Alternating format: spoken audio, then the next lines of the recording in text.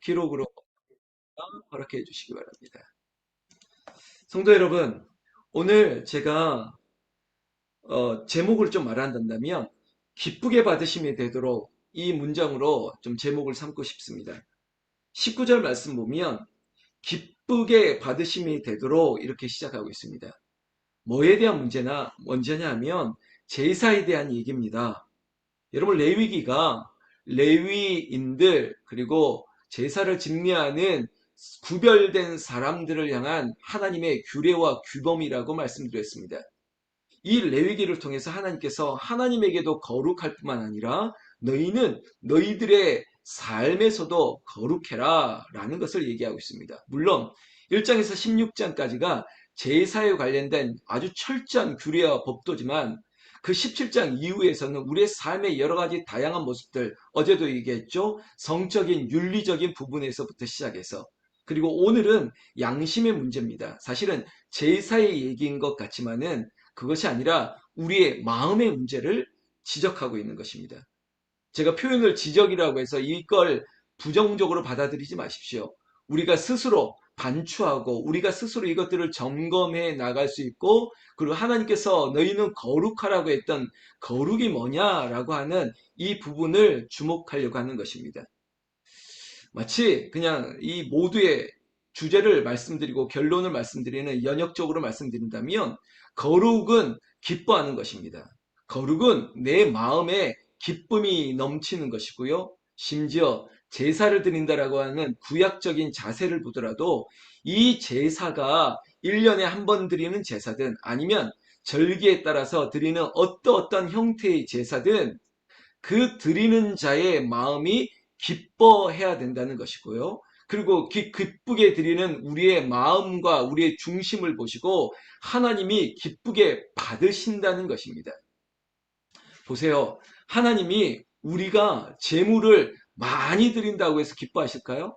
그리고 우리가 어떠한 재물을 누군가는 황소를 드리고 그리고 누군가는 양을 드리고 그럼에도 불구하고 형편에 따라서 우리 집에는 양이나 아니면 소나 이러한 것을 드릴 수 없는 형편이기 때문에 나는 그래도 비둘기, 이 비둘기 하나를 드릴 수 있다면 여러분 그것에 대해서 경중은 없는 것입니다. 부자의 많이 드린 것을 좋아하는 것이 아니라 혼자 사는 여인의 그 전부인 것 같은 동전 두입 이것이 어떻게 절대적인 평가 아니면 상대적인 평가 이런 말을 떠나서 하나님은 중심을 기뻐하신다는 것이에요.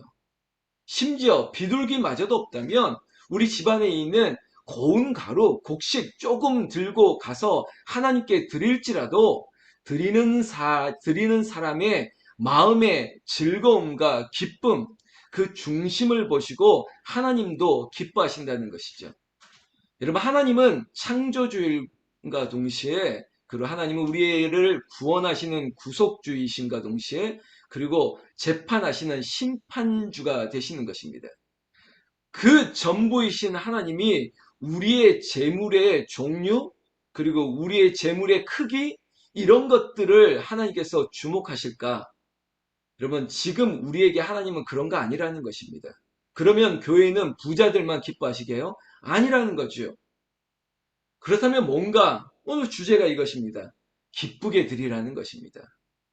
여러분 마치 부모에게 어떤 뭔가를 드릴 때도 이것이 마치 의무인 것처럼 억지로 드린다면 압니다. 여러분 사람들은 알아요. 영적인 존재들은요 다 느껴요. 우리가 영적인 표현을 안 하더라도 관계 속에서 아, 저 사람은 억지로 하는구나. 저 사람은 뭐 어떤 대가를 바라는구나. 이런 것들이 느껴지지 않습니까? 보면 알지 않습니까? 받으면 알잖아요. 이거 그냥 억지로 하는 것이구나. 이거는 어쩔 수 없이 하는 것이구나. 이것은 모양을 내고 흉내만 내는 것이구나. 이런 거 알지 않습니까? 그러면 우리에게 있어서 하나님 앞에 우리의 양심, 우리의 선한 중심, 온전한 마음은 뭐냐? 정말 뭐든지 기쁜 거예요. 여러분, 직분이라는 것도 기쁜 거예요.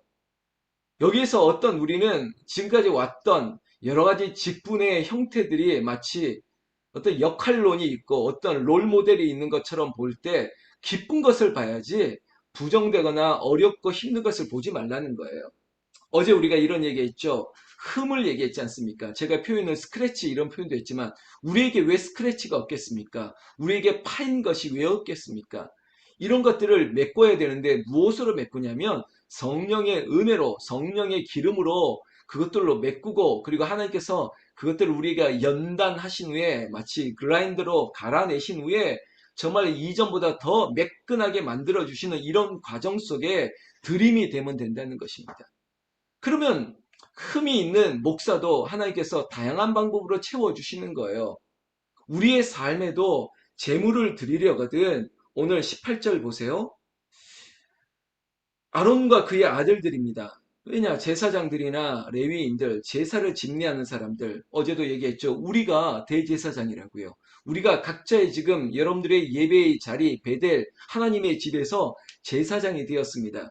우리가 하나님 앞에 예배 드릴 때 혹시 서원 제물이나 자원 제물, 여러분 이 두 가지 제물을 이름만 보더라도 약속했던 제물이에요. 서원이라고 하는 게 약속 아닙니까? 내가 이것을 하겠다는 스스로의 약속이 있었던 재물이었고 또한 자원 재물은 말 그대로 발런티어 스스로가 이걸 하겠다고 했던 재물이었습니다. 이거 두 가지가 스스로가 결정했고 스스로가 하겠다고 했던 부분에 대해서 번제 예물인데 근데 그마저도 19절에 기쁘게 받으심이 되어야 되는데 아유 이 주둥아리가 내가 괜히 말했어. 내가 괜히 말했어. 아유, 내가 기도하다가 괜히 그런 말을 해버렸네. 아유, 내가 괜히. 여러분, 약속을 하고 서원을 했고 자원을 했던 부분에서도 시간이 순간 조금 지나가지고 기쁘게 드릴 수 없는 그런 상황에 놓여 있다면 신약의 얘기로 한다면 하지 않는 게 좋습니다. 억지로 드림이 될 필요가 전혀 없어요. 여러분, 하나님께서는 천천의 만만의 수양보다 여러분 뭘까요? 그냥 우리 안에서 순종하는 것을 원하고 감사하고 기쁘게 드리는 걸 원하시는 것이죠.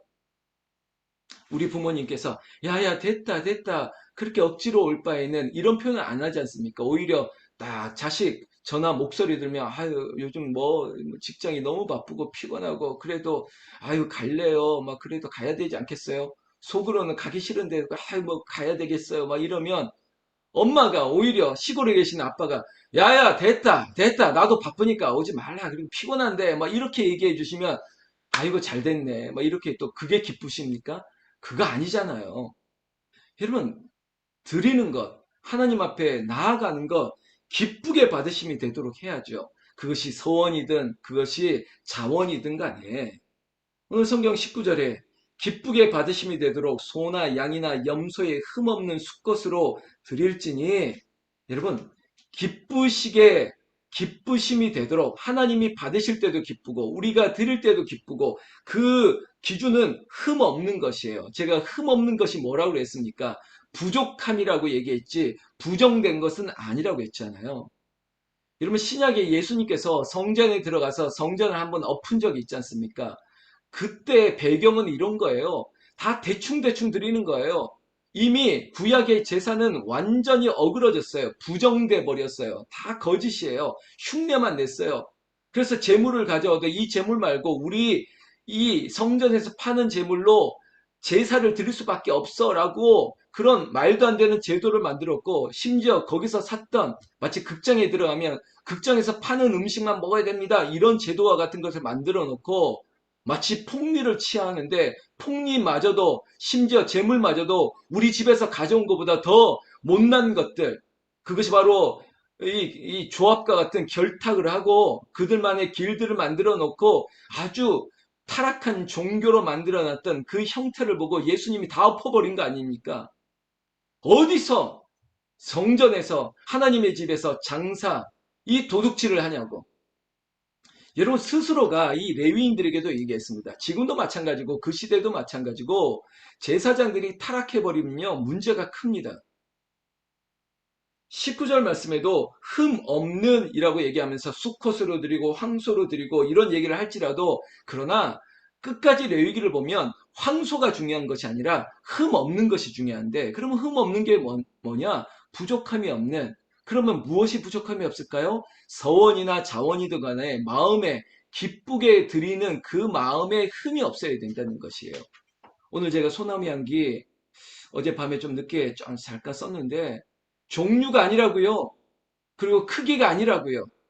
정말 내 마음에 기쁨으로 드릴 수 있는 그 가치만 있으면 되는 것이에요.